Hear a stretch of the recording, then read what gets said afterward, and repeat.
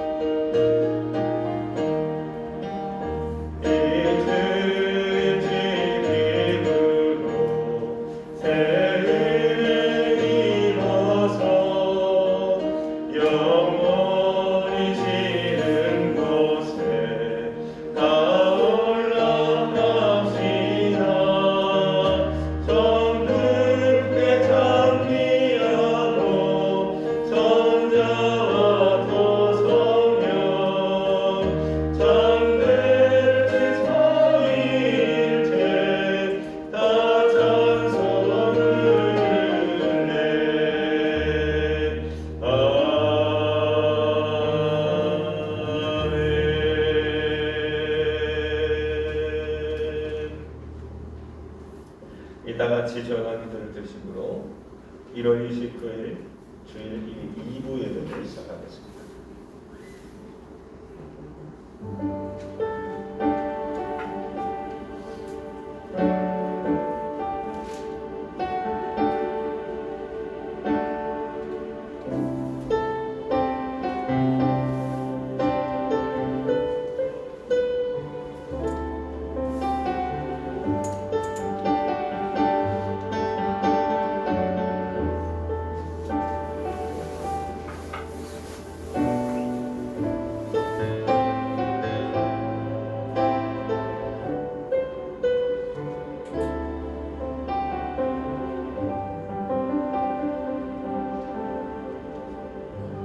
주의 궁정에서의 한 날이 다른 곳에서의 첫날보다 나은즉 악인의 장막에 사는 것보다 내 하나님의 성전 문지기로 있는 것이 좋사오니 만군의 여호와여 주께 의지하는 자는 복이 있나이다. 아멘. 다 함께 일어나셔서 286장 함께 찬양하겠습니다.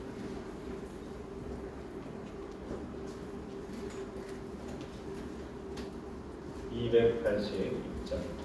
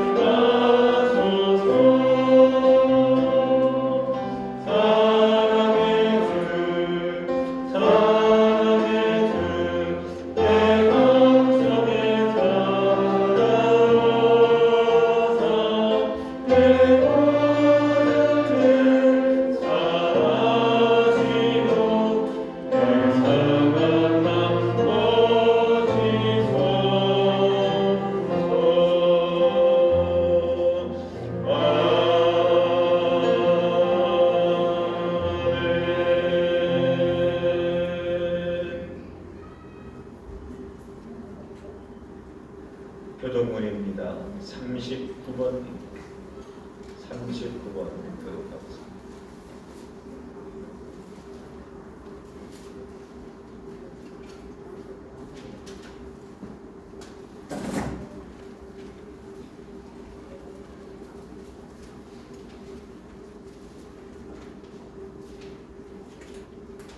오라 우리가 여호와께 노래하며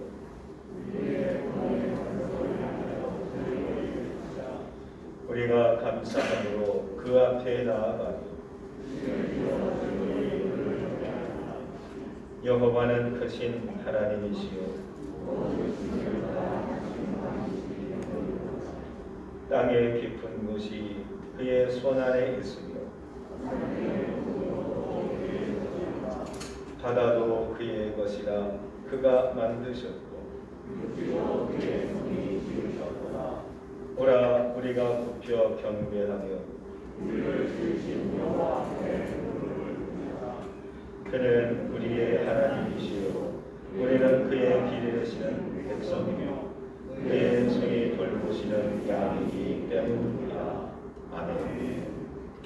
사도신경으로 시간 고백하겠습니다. 나는 전능하신 아버지 하나님 천지의 창조주를 믿습니다.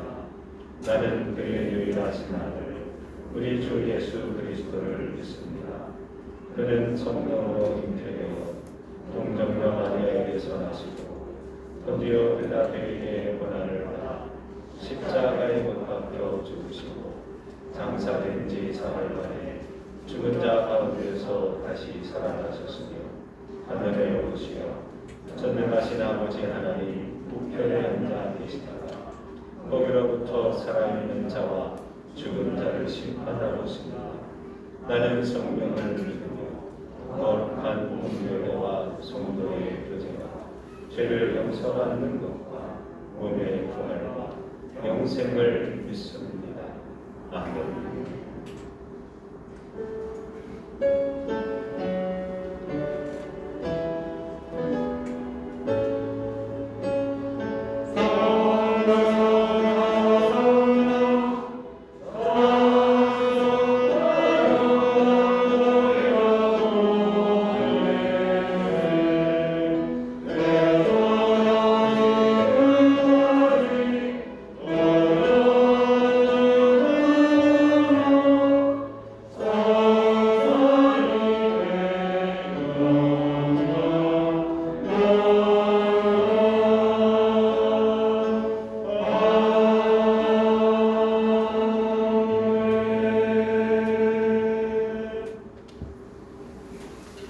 자리에 앉아주시기 바랍니다.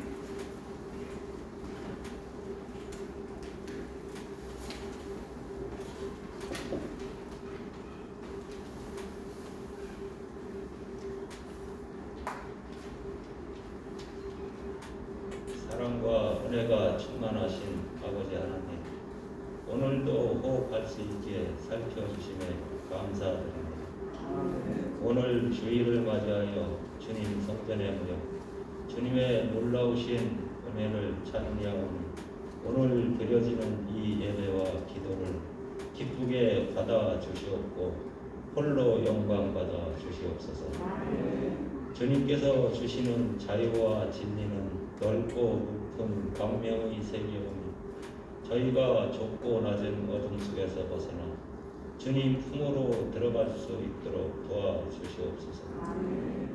주님, 지난 한 주간도 주님의 말씀대로 살지 아니하고 사역과 눈에 보이는 것만을 추구하며 살아왔음을 고백하오니 용서하여 주시옵고 주님의 보혈로 깨끗하게 씻어 주시옵소서.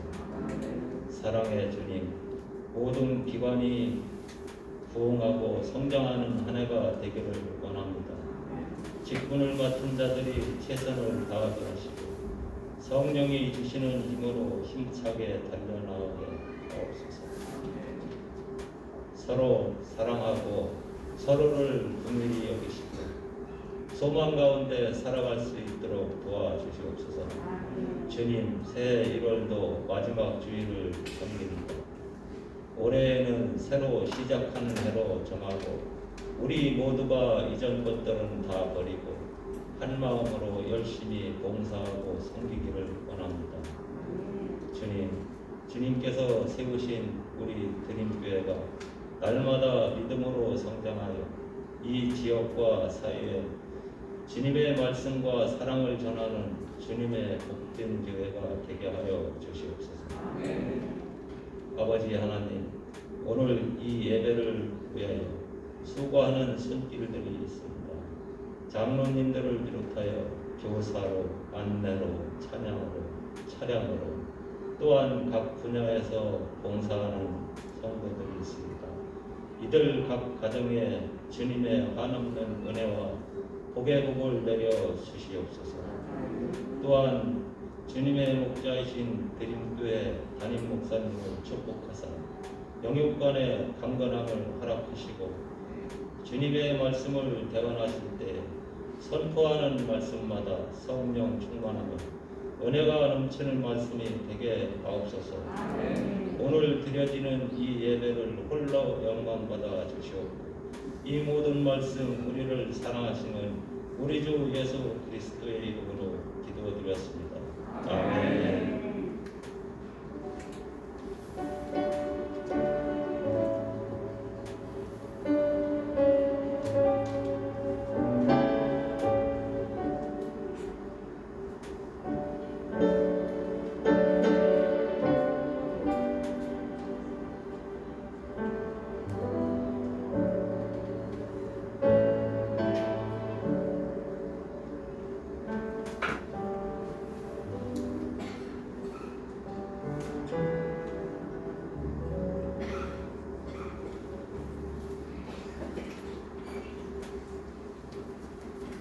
광고 말씀 드리도록 하겠습니다. 주보를 참조하시기 목적 헌금 작성서, 사역 지원서, 기부금 확인서는 주보를 참조해 주시기 바랍니다. 이번 주 수요일이 2월 첫째 날입니다. 그래서 매월 초하루에는 전교인 새벽 기도로 정하고 있는데 지금까지 수년 동안 보면 전교인 초하루 기도이지만 매번 그냥 소수의 분들이 오셔서 예배를 드렸습니다. 코로나 사태이기도 했지만 그래서 올해부터는 전교인 우리 초하루 기도는 본당에서 드려지게 됩니다. 함께 나오셔서 하루에 첫 번째를 첫 열매를 드린다는 것은 굉장히 신앙적이고 그리고 성경적입니다. 하루의 시작을 드리고 한 달에 첫날을 드리고 첫 월급을 드리고 첫 소생, 마다들 첫 생명을 하나님께 드리는 것은 굉장히 신앙적인 전통입니다. 함께 피곤하고 또 출근도 해야 되고 여러 가지 일도 있지만 우리가 그 첫 신앙을 우리가 사모하고 드리는 우리 헌신의 삶을 누리시길 바랍니다. 서울의 모임은 다음 주서부터 예배 후에 우리 모이도록 하겠습니다. 선교회별로 모이도록 하겠습니다. 성령체 비품 행사는 계속 진행합니다. 오늘도 혹시 가져오신 분들 있으면 이병환 권사님에게 제출해 주시기 바랍니다. 이번 재교육이 오늘 오후 1시에 교육관에서 진행합니다. 예배를 마치면 바로 우리 가시면 우리 컵과 컵라면과 간단한 김밥으로 식사를 먼저 하시고 1시에 교육 시작하도록 하겠습니다. 명단은 게시판에 있으니까 참조해 주시기를 바랍니다. 소그룹장 모임이 이번 주 토요일 4시에 있습니다. 대상은 남녀 선교회 각 지회장들이십니다. 참고하시기 바랍니다. 목회 교육을 보시면 초하루 기도회가 2월달 1일이고요. 12일날 지방회가 있습니다. 그리고 사순절이 22일날 시작이 됩니다. 부활절 전 주일을 뺀 40일을 사순절이라고 부르죠. 그래서 올해는 특별히 그동안 우리가 못해왔던 40일 우리가 성경 통독 특별 새벽 기도를 진행을 합니다. 새벽뿐만이 아니라 다른 시간에도 함께 참여해서 우리가 이 일독을 할 수 있는 이 도전의 기회를 마련하고 있습니다. 기도와 말씀으로 새롭게 부흥하고 회복되는 이런 사순절 새벽 기도가 될 수 있도록 미리 준비해 주시고 기대해 주시기를 바랍니다. 26일 날 창립 기념성회가 있습니다. 2월 28일에 우리 교회 창립일입니다. 그래서 저녁에 주일날 저녁에 한 번입니다. 기념성회로 예물도록 하겠습니다. 다른 사람들은 주보를 전달해 주시기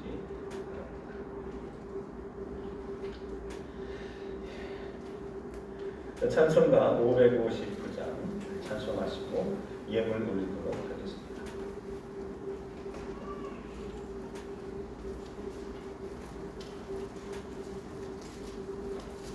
1절 3절만 찬양하겠습니다.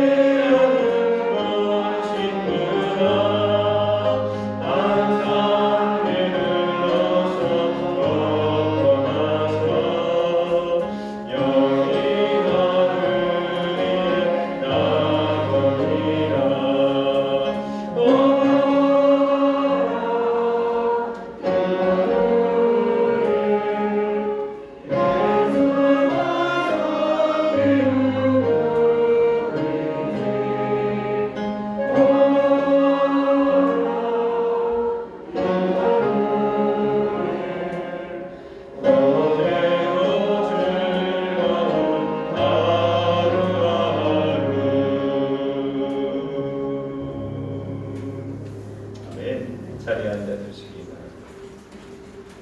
예물 드리신 분들, 우리 주일 헌금 신종수 집사님 외에 많은 분들이 주일 예물을 드리셨습니다.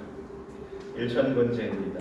김정태, 김경우, 신규환, 이호민, 박다운, 박건호, 박시훈, 윤도훈, 목적헌금 김광자, 이병환, 김은준, 전도화, 유현아, 김원순 검사, 건축예물 드렸습니다.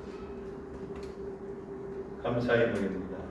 박정철, 장로, 양희든, 양예든, 배옥선 검사, 시어머님 주도 예배를 은혜스럽게 마침을 감사합니다. 최백규 검사, 이경선, 함정, 이호빈, 이영민, 박규석 검사, 선교예물, 박규석 검사, 감사, 우분현 집사, 서훈 은결결, 서희 연하예성 예설 각각 예물드렸습니다. 11조 드리신 분들입니다. 안병순 집사, 김병애 검사, 김덕환 검사, 김건영 집사, 전노화 집사, 박정철 장로, 전영희 검사, 배옥순 검사, 하대문 성도, 양유순 검사, 이은빈, 최백규 검사, 이정복 검사, 권기영 성도, 김준호 검사, 홍은식 집사, 이혜진 집사, 서동섭 집사, 최욱선 검사, 최정임 검사, 서예원, 이영자 본사 11조 예물을 드렸습니다. 2차 하신 분들은 안이현, 하늘, 이연찬, 이광주, 곽인영, 송인영 본사 11조 이렇게 각각 있었습니다. 예물을 위해서 기도 한번 하겠습니다. 사랑이 많으신 하나님, 저희들이 사랑한 것보다 훨씬 더 많은 사랑으로 은혜 내려주신 하나님 감사합니다. 돌이켜보면 하나님의 사랑의 손길이 닿지 않는 것이 없을 만큼 풍성하고 적절하며 올바른 일의 길로 인도해 주신 은혜를 기억합니다. 그것을 알고 깨닫기에 믿는 만큼 믿음으로 이 예물을 각각 드립니다. 하나님, 저들의 손이 닿는 것마다 하나님의 사랑과 은혜가 이어지게 하시고 넘어진 자가 회복이 되고 일어나서 주를 향해 달려올 수 있도록 건강과 치료와 은혜를 더하여 주시옵소서. 이 시간 또한 각각의 목적과 바람을 갖고 예물을 드렸습니다. 11조를 드리고 감사 예물을 드리고 목적과 일천 번제와 그리고 기쁨으로 성비로 함께 영광 드립니다. 하나님, 저들의 삶이 경제적으로 어려움 당하지 않도록 필요한 것을 일용할 양식을 허락해 주시고 적재적소에 하나님의 사랑과 은혜가 나타날 수 있도록 역사하여 주시옵소서.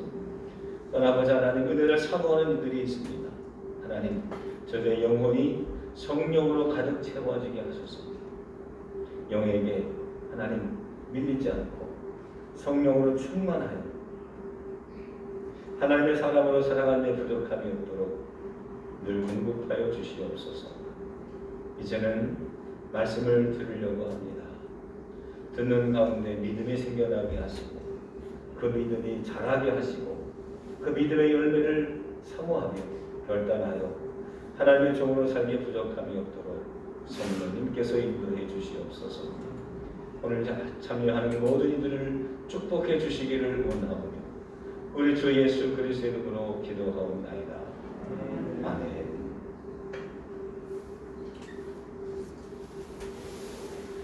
오늘 주시는 하나님의 말씀입니다. 로마서 13장 11절부터 교육과 성경은 나가셔서 교육 공부를 하겠습니다. 로마서 13장 11절입니다.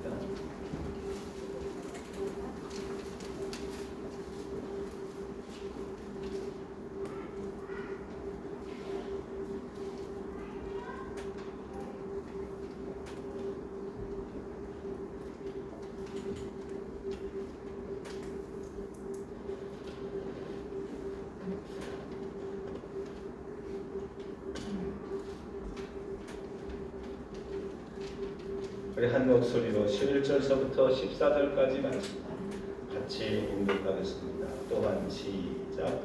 또한 너희가 이 시기를 알거니와 자다가 깰 때가 벌써 되었으니 이는 이제 우리의 구원이 처음 믿을 때보다 가까웠으니 밤이 깊고 낮이 가까웠으니 그러므로 우리가 어둠의 일을 벗고 빛의 갑옷을 낮에나 같이 단정히 행하고 방탕하거나 술 취하지 말며 음란하거나 호색하지 말며 다투거나 시기하지 말고 오직 주 예수 그리스도로 옷을 입고 정력을 위하여 육신의 일을 도모하지 말라. 이 시간에는 드림 찬양단의 특주가 있도록 하겠습니다.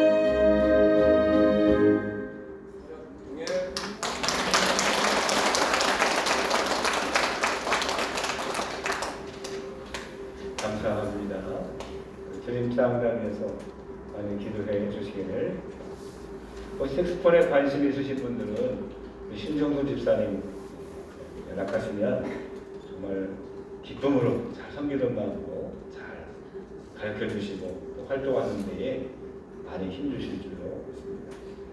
집사님이 우리 교회 오신 지가 10년 됐죠. 10년이 넘었죠. 저도 색소폰의 색자도 몰랐는데 집사님이 갑자기 우리 교회 와서는 저한테 머리를 잘 쓰신 거예요. 저한테 색소폰 하는 게 무료로 준 거예요. 그 줬으니 배워야 되잖아요.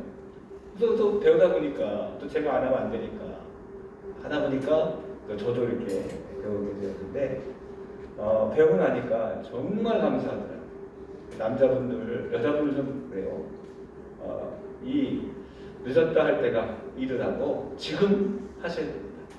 더도 말고 2년만 그냥 안 돼도 삐삐 소리 나도 그냥 있다 보면요 악보 못 봐도 다 눈에 들어오고요 다 이렇게 앞에 서서 하실 수 있습니다. 많이 기도해 주시고 관심을 가져주시기를 바랍니다. 할렐루야. 우리 옆사람과 우리 인사 한번 하겠습니다. 당신을 보니 밥맛이 납니다. 시작. 당신을 보니 밥맛이 납니다. 권사를 보니까 밥맛이 납니다.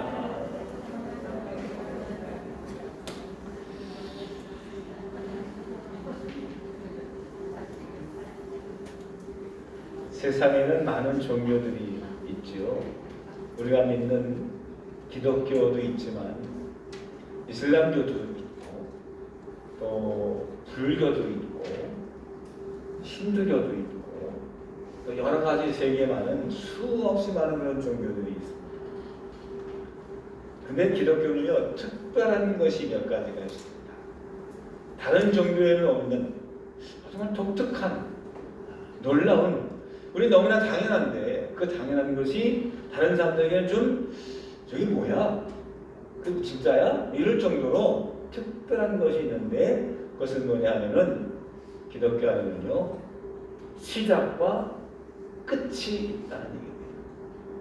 아니 뭐 대단한 것도 아니네. 뭐 시작이 있으면 당연히 끝이 있죠. 근데 불교는 시작과 끝이 없어요. 왜? 계속 돌고 도는 거야.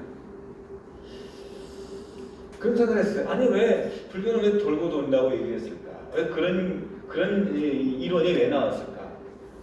를 생각해 보면 이런 겁니다. 시작을 모르니까 돌고 도는 거예요. 끝을 정확히 알 수 없으니까 얘기를 안 하는 거야. 시작도 없고 끝도 없고 돌고 돈다고 하는 거예요. 여러분 인류가 언제가 시작되었는지 이걸 얘기해 주는 종교가 있나요? 우리는 알고 있죠. 왜? 인류가 언제부터 시작됐느냐? 하나님 우리를 창조하셨어요. 그러면 인류 이전에 인류가 없었을 때 그러면 세상에 뭐가 있었을까? 이 세상의 하늘과 땅과 우주와 그렇죠? 이 모든 것들이 그러면 언제부터 생겨났을까? 알 수가 없죠. 천문학자에 의하면 지구가 50만 년 전에 50억 년 전에 태어났다고 해요. 우리 태양계가 50억 년이에요. 이 우주가 몇억 년이다, 몇백억 년 전에 빅뱅이라고 해가지고 큰 폭발로 인해서 이 우주가 생겨났다라고 말을 해요. 그 이전에는 어떻게 합니까? 그러니까 우리 인간의 지식과 우리 인간의 능력은 분명히 한계가 있기 때문에 알 수가 없어요. 근데 유일하게 창세기는 이 천지가 어떻게 시작되었는지를 우리에게 중요한 정보를 우리에게 주고 있어요. 이게 정말 우리에게 굉장히 중요한 사건인데 그게 뭐냐? 창세기 1장 1절에 보면 뭐라고 그랬습니까? 태초에 하나님이 천지를 창조하신다. 뭐가 놀라운 사실이에요? 하나님이 창조하셨다는 거예요. 하나님께서. 우리가 창세기를 읽으면서 성경을 보면서 이걸 가지고 진화론과 대비해가면서 뭐 과학자와 대비하면서 이것이 어떻게 시작됐고 첫째 날이 뭐 1000년이고 뭐 이런 얘기하자는 게 아니에요. 창세기를 쓴 이 모세가 우리에게 전해주고자 하는 최대 지식이 뭐냐? 언제 어떻게 무엇을 어떻게 했느냐가 중요한 게 아니라 누가 했느냐? 누가 했느냐? 하나님의 창조하십니다. 하나님 창조하십니다. 이거를 고백하고 이거를 우리 증명해 주는 책이 창세기예요. 그 수천 년 전의 사람들이 생각하고 고안하고 은혜 받은 그 말씀으로 그들이 표현했던 것이 우리가 있는 성경의 창세기예요. 그들이 생각했던 이론과 그들이 생각했던 과학과 그들이 생각했던 수없이 많은 하나님의 이 은혜를 하나님 창조했던 이 사건을 전달하고자 썼던 책이 창세기예요. 즉 그 당시의 언어와 그 당시의 사상과 그 당시의 이론과 그 당시의 과학을 뛰어넘어 수천 년이 지난 우리들이 보고 그걸 보고 어머 이게 뭐야 말도 안 돼 억지로 끼워 맞추거나 이걸 우리가 이상하게 보면 안 돼요. 중요한 사실은 하나님이 창조하셨다.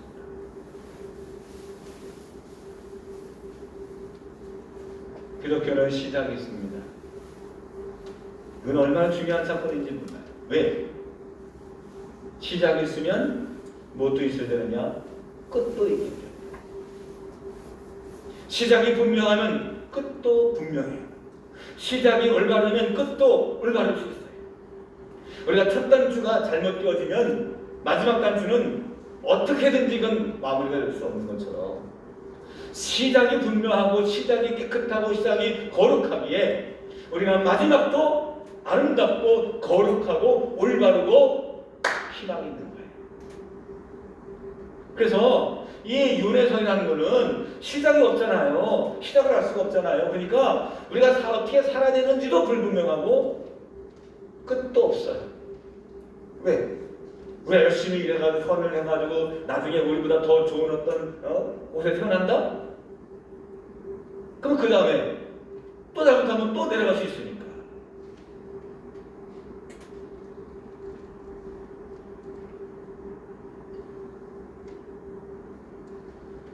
예수님께서 이 땅에 오셔서 다른 사람들이 전하지 않는 메시지를 전하셨어요. 다른 사람들은 구별되게. 다른 사람들은 오늘 어떻게 우리가 부자가 되느냐, 어떻게 하면 우리가 오늘 구원받느냐, 우리가 어떻게 해야 우리가 뭐 더 성장하느냐, 예배를 드려야 되느냐, 얼마를 드려야 되느냐, 뭐 이런 얘기를 할 때 예수님은 천국이 가까웠다. 이제 세상이 종말이 다 왔다. 천국을 얘기하셨어요. 이게 정말 중요한 얘기더라고요. 왜? 시작을 알고 끝을 알기에 말씀하실 수 있는 분이기 때문입니다. 사랑하는 성도, 우리 인생에 시작이 있으면 끝이 있습니다. 근데 여기에 놀라운 사실이 있어요. 뭐냐? 끝을 준비하는 사람. 끝을 준비하고 사는 사람. 과연 얼마나 될까? 혹시 여러분들은 유언장 써보신 적이 있으십니까?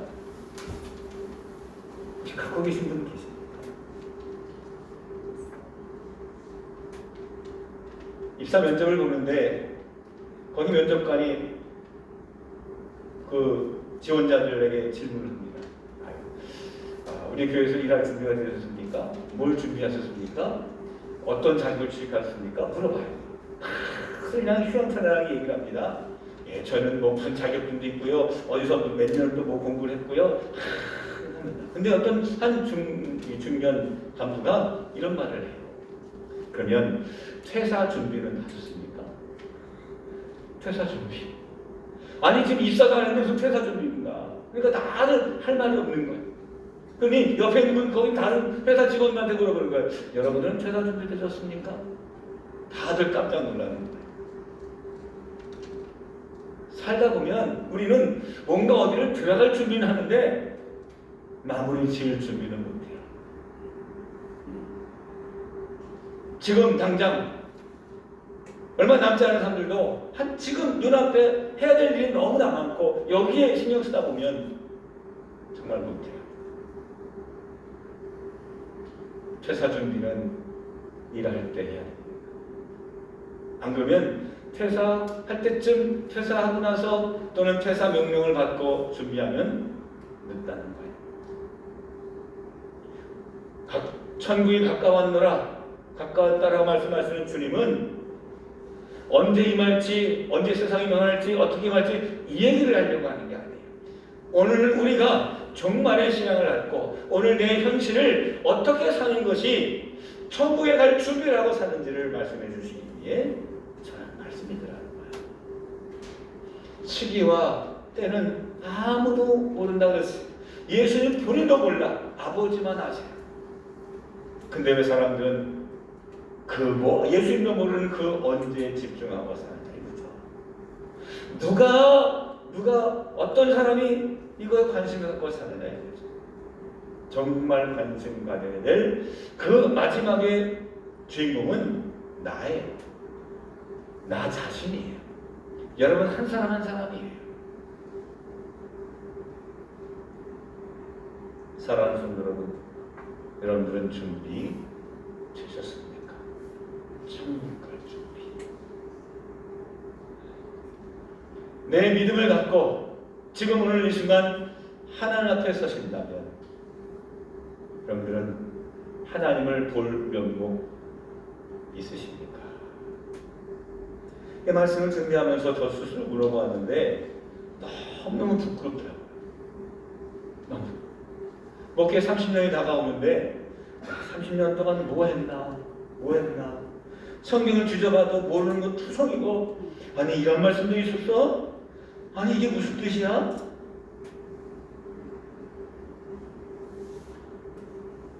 제가 갖고 있는 이 성경책, 리포만 성경책인데 이 성경책이 2005년도 개정판 되면서 우리 세운이교 때 구입한 성경책이에요. 그러니까 이 성경책만 가지고도 한 10몇 년을, 한 5년 정도를 이 성경책 가지고 기도하고 설교하고 손에 잡히는 책이에요.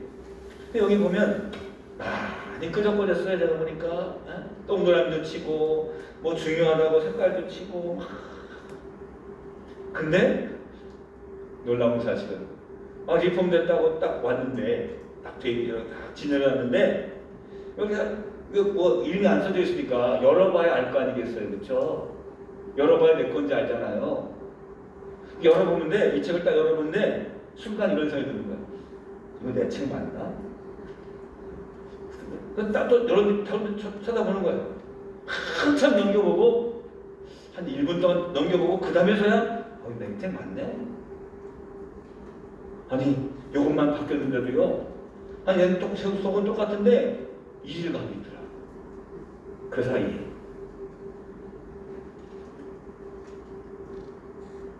사랑하는 성도 여러분, 오늘 준비된 자 마지막 때에 아름다운 모습으로 주님을 만날 하나님의 사람들 되시기를 주님의 이름으로 축원합니다. 10년, 20년, 30년 금방 갑니다. 제가 원래 사실은 오늘 이렇게 시작하려고 했어요. 어떻게 시작하느냐? 오늘 제가 대림교회에서 하는 마지막 설교입니다. 저는 오늘부로 사임합니다. 이 멘트를 시작하려고 했어요. 왜? 마지막처럼. 이렇게 말할 때가 올 수 있다는 거예요. 우리 살아가면서 오늘이 마지막일 수 있어요.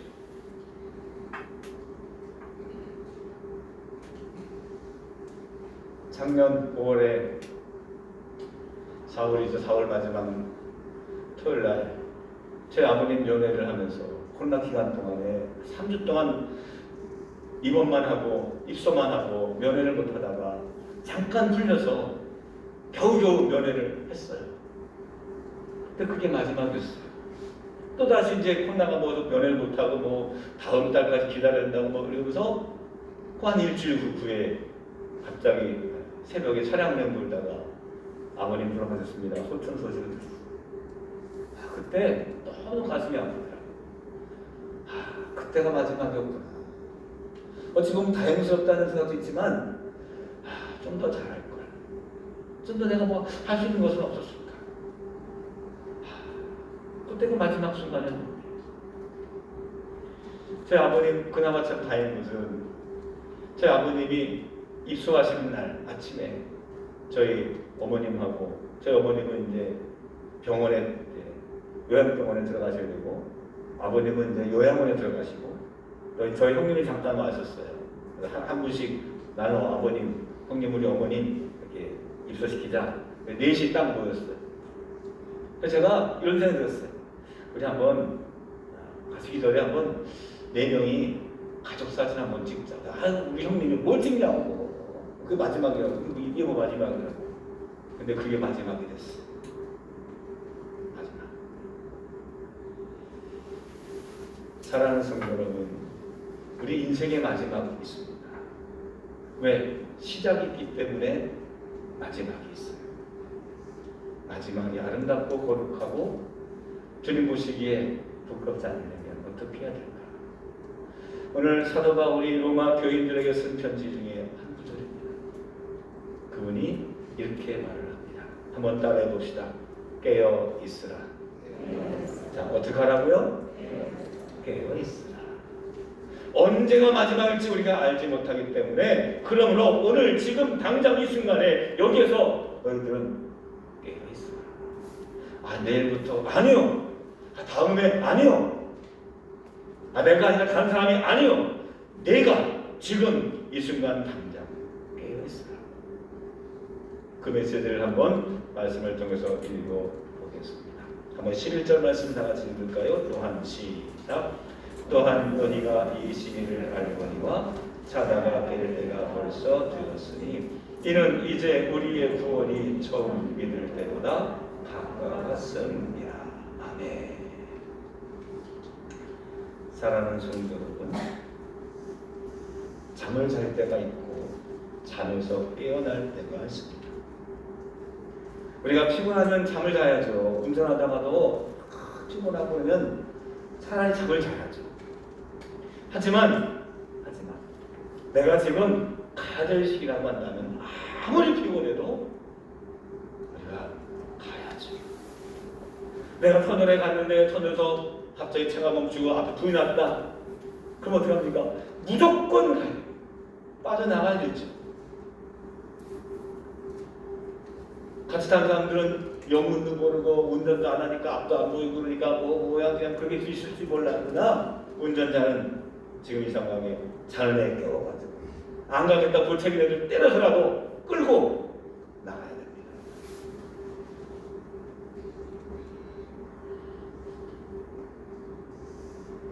당시의 로마 교회 상태가 그리했다는 거예요. 세상으로 볼 때 이때 로마는 평온했습니다. 전쟁도 많이 없었습니다. 로마 군대하면 어디 가든지 백전백승했습니다. 침략을 당하거나 전쟁이 식사할 일이 없었습니다. 저 변방에서는 세계 곳곳에 가서는 로마 군들이 승리했지만 이 로마 본토가 침략을 당한 일이 없었어요. 로마에 사는 사람들은 늘 향락과 쾌락과 문화와 예술과 스포츠가 늘 연회가 잔치가 파티가 늘 있었어요. 돈도 많고 권력도 많고 힘도 강하고 그러니까 늘 로마 시민권만 주면 아쉬울 게 없어요. 그래서 그렇게 목욕탕 문화가 발달하고 예술이 발달하고 말이죠. 그 큰 건축물들을 그냥 쓸데없는 거 그렇게 공을 들어가도 순환금을 들어가서 짓고 찬했던 그 문화, 엄청난 거대한 문화. 그런데 사도 바울이 바라보는 로마는 달랐어요. 그들은 영적인 무감각과 게으름 속에 살았어요. 그 속에서 로마 교인들에게 전합니다. 당신들은 깨어 있어야 됩니다. 당신들은 깨어 있어요. 마태복음 25장에 10처녀 일가 나오죠. 10명의 처녀가 신랑을 맞을 준비를 합니다. 이제 밤에 신랑이 들어오면 이제 밤에 이제 결혼식이 진행되는데 그 중에 5명의 처녀는 미리미리 기름을 다 준비해서 밤새도록 신랑을 기다립니다. 때론 졸기도 하지만 기름이 있어요. 근데 미련한 5명의 처녀는 기름을 마땅히 준비하지 않았어요. 그래서 잠깐 조는 사이에 신랑이 지금 다 왔다는 거예요. 내가 알고 보니까 등불이 꺼졌네. 기름이 없네. 어떡합니까? 옆에는 처녀들한테 기름을 좀 나눠달라고 했더니 나눠주나요? 안 주죠. 그래서는 기름을 사러 저 멀리 마을에 간 사이에 신랑이 와서 자기 신랑을 맞이하지 못하고 결혼식을 치르지 못하고 그 결혼은 파탄나고 버렸어. 성경 우리에게 이렇게 경고합니다. 기름을 준비하지 못한 이들을 향해서 비전하다라고. 비전하다라. 그들이 때와 시기를 몰랐던 게 아니에요. 피곤해서가 아니에요. 준비해야 될 기름을 준비하지 못했기 때문에. 한번 읽어볼까요? 동그라미 1번 말씀 다 같이 읽겠습니다. 시작. 미련한 자들이 슬기로 있는 자들에게 이르되 우리 등불이 꺼져가니 너희 기름을 좀 나눠달라 하거늘. 기름이 없었어요. 기름이 떨어졌어요. 혹시 우리가 믿음이 떨어지고 기도가 모자르고 우리의 영혼에 하나님을 향한 경건의 삶이 지금 앵꼬를 향해서 까딱까딱하고 있지 않습니까? 지금 뭐 참 잘 불타고 있는데 열기 올라가고 있는데 기름통을 확인해 보셔야 됩니다. 연료 게이지를 확인해 봐야 돼요. 창고에 있는 석유난로가 에이스를 받았습니다. 근데 에이스 받은 이유가 뭐냐? 연료 게이지가 망가졌어요. 연료 게이지가 망가졌어요. 그래서 기름이 얼마 들었는지를 몰라요. 계속 털었죠. 기름이 있는 줄 알고. 기름이 없다는 거예요. 기름이 또 넣으려고 또 채웠죠. 얼만큼 있는지를 모르니까 하다 보니까 넘쳐가지고 기름이 아까도 넘쳐났어요. 그래서 불렀어요. 기름이 있고 없고가 문제가 아니라 게이지가 문제예요. 얼마인지를 모르는 거예요. 여러분들 우리가 살면서 내 믿음의 게이지는 지금 잘 작동하고 있습니까? 혹시 나조차도 내가 믿음이 얼마큼 되는지 모르고 살고 있지는 않습니까? 있는 줄 아는데 하나 뺐었을 때에 체킹해보면 야, 넌 믿음이 없구나. 혹시 이런 핀잔을 받고 이런 질책과 이런 꾸지람을 받을 만한 작은 믿음 없는 삶을 살고 있지는 않아요. 그래서 주님은 우리에게 말씀합니다. 깨어있으라. 사도 바울은 로마 교인들에게 경고합니다. 깨어있어야 된다. 깨어있어야 믿음이 있는지 없는지 내가 지금 올바로 가고 있는지 아닌지를 다자주는 바로 알기 때문에. 사랑하는 성도들, 잠자는 영혼들이여 일어나 깨어나 나 자신을 돌아볼 수 있는 저와 여러분들 되시기를 주님의 이름으로 축원합니다. 두 번째, 오늘 우리에게 주시는 말씀은 한번 따라해 봅시다. 빛의 갑옷을 입자. 자, 빛에 뭘 입자고요? 갑옷을 입자. 갑옷을 입는다는 것은 어떤 의미를 가지냐 하면, 여러분 갑옷은 언제 입나요? 어떤 사람들이 입나요? 전쟁하는 사람이 입습니다. 싸우러 나가는 군사들이 입습니다. 최전방에 서는 사람들이 있습니다. 저 포병이나 상황실에 있는 사람들은요 굳이 여기 방탄조끼를 입을 필요 없어요. 그냥 군것만 입으면 돼요. 모자도 뭐 철모를 입을 필요는 없어요. 그냥 이렇게 모자 쓰면 되는 거예요. 근데 철모를 두르고 방탄조끼를 하고 무기를 장착하고 탄약을 여기저기 준비하고 수통에 물을 채우고 야전삽을 챙기고 군장을 메고 나가는 사람들은 최전방에 서는 사람.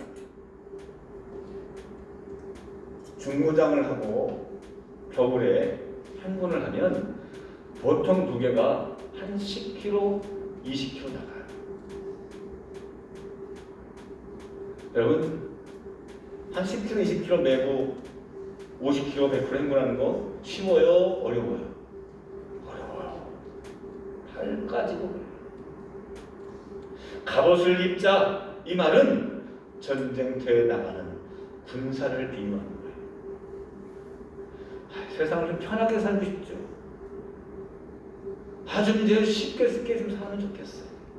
아니면 남들 다 그렇게 사는데 왜 우리가 그렇게 살아야 돼요?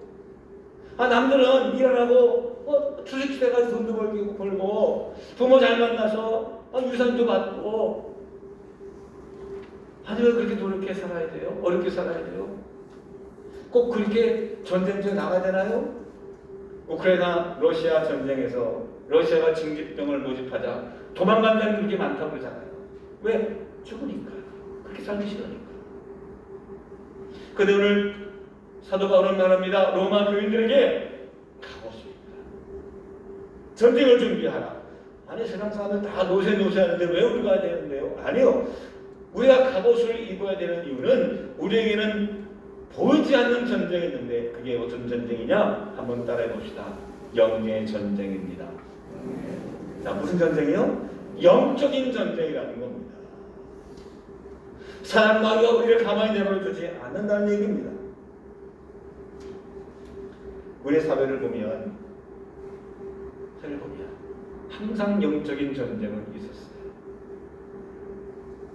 좋은 것 같은데 이거 위험하다 하는 것들이 옛날이나 지금이나 다 있습니다. 오늘 성경 말씀에 보면 이런 말씀을 주세요. 자, 어디 말씀이냐면 13절 말씀 한번 읽어볼게요. 13절 낮에와 시작. 낮에와 같이 단정히 행하고 당정하거나 술 취하지 말며 음란하거나 호색하지 말며 다투거나 시기하지 말고. 2000년 전에 쓴 말씀이지만 로마의 교인들에게 쓴 말씀이지만 우리와 상관없는 말씀이 아니지 않습니까? 우리 주변에 방탕하고 술 취하고 음란하고 호색하고 다툼과 시기, 질투 이런 것들이 우리 주변에도 어렵지 않게 보이는 상황 아닌가요? 남의 얘기가 아니라 나의 이야기. 나와 상관없는 세상이 아니라 내가 살아가고 마지막까지 최선을 다해서 믿음을 지켜가야 될 세상이 바로 이 세상이기 때문에 여기를 떠나서 살 수 있으면 좋지만 주님 부르시는 그날까지 우리가 마지막에 그 하나님의 나라에 가기 위해서 이 땅에 발을 딛고 있어야 될 자리가 이런 모습이기 때문에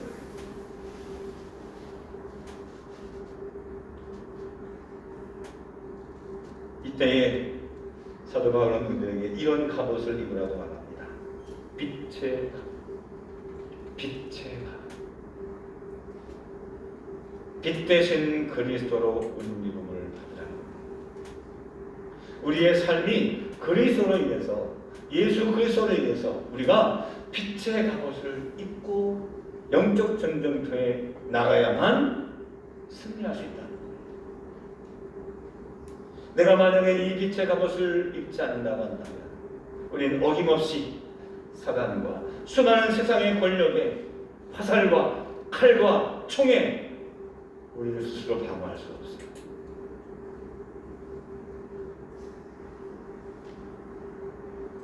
사울 왕이 블레셋과 전쟁에 늘 애를 먹었습니다. 왜?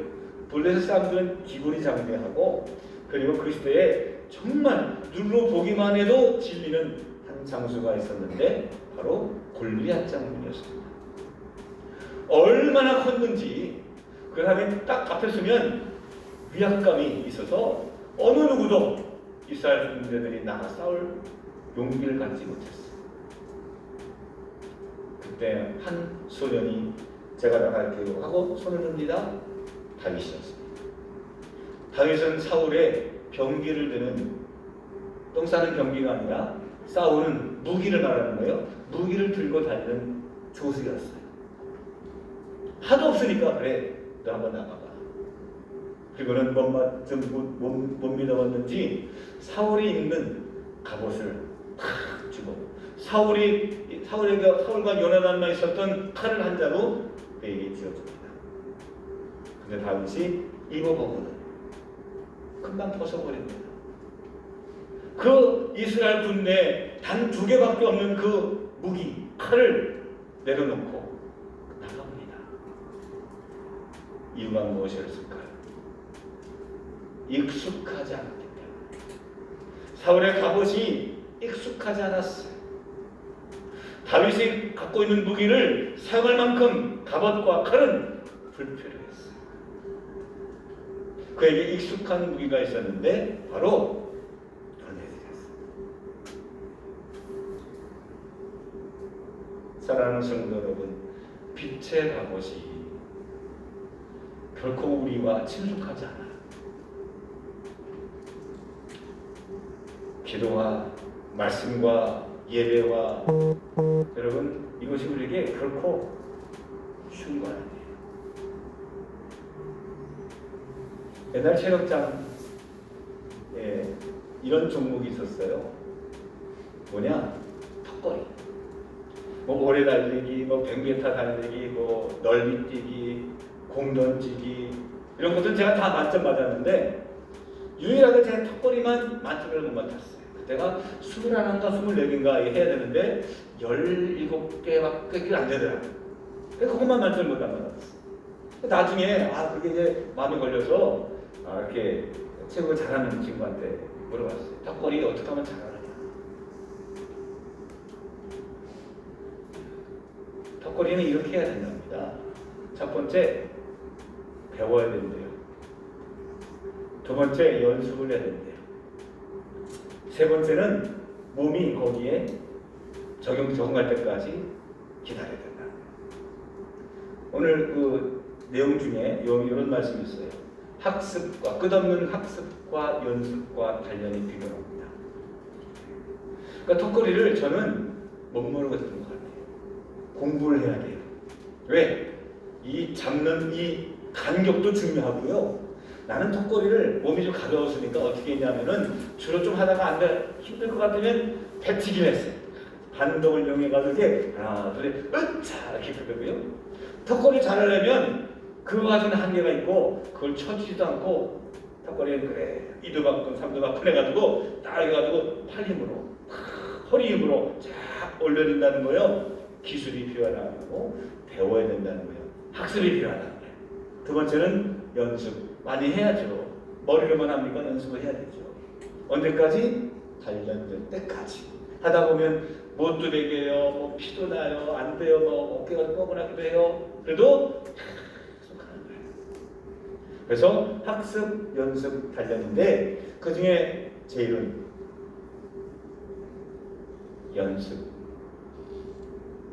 하다 보면 끊임없이 연습하다 보면요 몰라도 이게 깨달아져요. 이렇게 하니까 너무 넓구나, 이렇게 하니까 너무 좁구나, 이렇게 하면 안 되겠구나.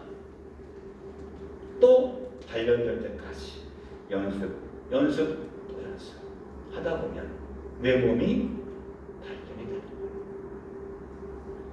마찬가지입니다. 우리가 빛의 갑옷을 입고 우리가 기도하고 말씀 보고 찬양하고 우리가 열심히 노력합니다. 비록 처음에는 부족했지만 시작은 미약하나 나중은 창백하게 되는 깨달음을 얻고요. 지금 몸에는 익숙하지 않아서 불편하고 잘 안 돼도 하다 보면 몸이 단련이 되고 그 일을 자유롭게 할 수 있는 하나님의 거룩한 영의 상태로 우리의 영이 자라게 되기 때문입니다. 사랑하는 성도 여러분, 기도가 쉬운 사람 없습니다. 새벽 예배가 쉬운 사람 없습니다. 말씀 통독할 때 어떤 사람들은 말씀이 그냥 읽혀지고 읽기만 해도 깨달아지고 은혜가 되는 사람 전부터 없습니다. 자꾸 하다 보면 연습하다 보면 몰랐던 사실을 깨닫게 되고 요령을 익히게 되고 또 자꾸 하다 보면 그 몸이 그 말씀이 내 몸에 단련이 되어서 그 말씀이 나를 움직여가는 그 시기가 오게 될 줄로 저는 믿습니다. 어거스틴이라고 하는 사람이 있습니다.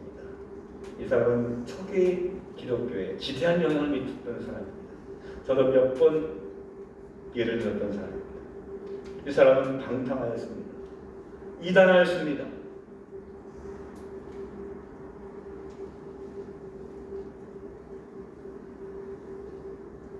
그런 순간 밀라노 정원을 걷다가 어린아이들이 노래 부르는 노래소리를 듣는데 그 노래소리가 귀에 확 꽂혔습니다. 펴서 집어들고 읽어라. 톨레데게. 언젠가 우리 교회 한 해 표어가 톨레데게였죠. 그 소리를 듣고는 성경책을 딱 펴서 읽는 순간 인생의 전환점을 갖게 되었습니다. 그동안 몰랐던 사실을 보게 됐습니다. 그동안에 나 자신이 얼마나 처참하고 얼마나 나태하고 하나님 모습이 얼마나 불쌍한 존재였는지를 그 말씀을 통해서 알게 되었습니다. 그 말씀이 오늘 본문의 말씀이었습니다. 톨레데게 펴서 읽어라. 읽었더니 그 인생을 변화시켰던 말씀. 다시 한번 어거스틴을 변화시켰던 이 말씀을 한번 읽어볼까요? 왜 변화되었는지. 자, 12절부터 14절까지만 읽겠습니다. 시작. 밤이 깊고 낮이 가까웠으니 그러므로 우리가 어둠의 일을 걷고 빛의 갑옷을 입자.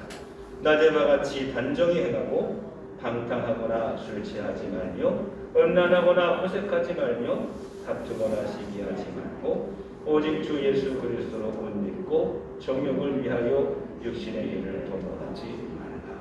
아멘. 그가 방탕한 사람이었습니다. 늘 술에 젖은 사람이었습니다. 음란한 사람이었습니다. 호색하는 사람이었습니다. 늘 다른 사람들과 말싸움하기에 부지런한 사람이었고 그리고 시기와 질투 속에 사는 사람이었습니다. 자기 자신을 본 거예요. 어디에서?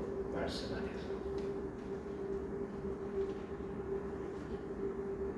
누가 어거스틴처럼 육신의 일을 버리고 영적인 잠에서 깨어나야 할까요? 이 집사입니까? 김권사님입니까? 아니요. 바로 나 자신입니다. 어거스틴은 수많은 설교를 하고 많은 사람들과 싸우고 논쟁하고 그는 옛날 변호사였어요. 말을 잘했어요. 늘 가는 곳마다 승리했어요. 그 일을 즐겼어요. 그런데 내 안에 있는 나 자신과는 늘 패배하는 삶을 알게 됐어요. 술, 여자, 돈, 권력. 사랑하는 성도 여러분, 우리가 하나님을 보는 그 마지막 순간에 아름다운 만남을 위해서 오늘 깨어나시길 바랍니다. 일어나시길 바랍니다. 그리고 주님이 주시는 빛의 갑옷을 입고 함께 기도의 자리에서 말씀의 자리에서 은혜의 시간에 우리가 익숙해질 때까지 경건의 훈련심으로 주님 부르시는 그날까지 깨어 기도하는 저와 여러분들이 되시기를 주님의 이름으로 축원합니다. 기도하겠습니다. 하나님 아버지 감사합니다. 오늘도 저희들에게 저전의 말씀을 주시니 감사합니다. 마지막 때에 어떤 모습이 될지 오늘 이 시간서부터 준비하는 자가 되게 하시고 열심과 최선을 다하여 빛의 갑옷을 입고 경건의 훈련에 서는 자가 될 수 있도록 도와주시옵소서. 이 시대가 많이 어렵습니다. 그러나 물질적인 것과 정신적인 것과 세상의 어려움보다 더 심각한 것은 영적으로 무감각해져가고 게으르고 나태해져가고 있다는 사실을 깨닫게 하소서. 오늘 저희 눈을 뜨고 일어나 기도하고 말씀과 그리고 성령의 힘을 의지하여 이 어려운 시기에 한 줄기 빛을 발하는 등대가 될 수 있도록 도와 주옵소서. 예수님 이름으로 기도합니다. 아멘.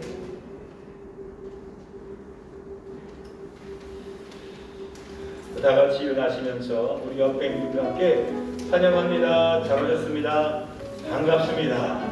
이번 한 주간도 승리하시기를 소망합니다. 할렐루야. 우리 초하루 새벽 예배 때 봅시다. 할렐루야.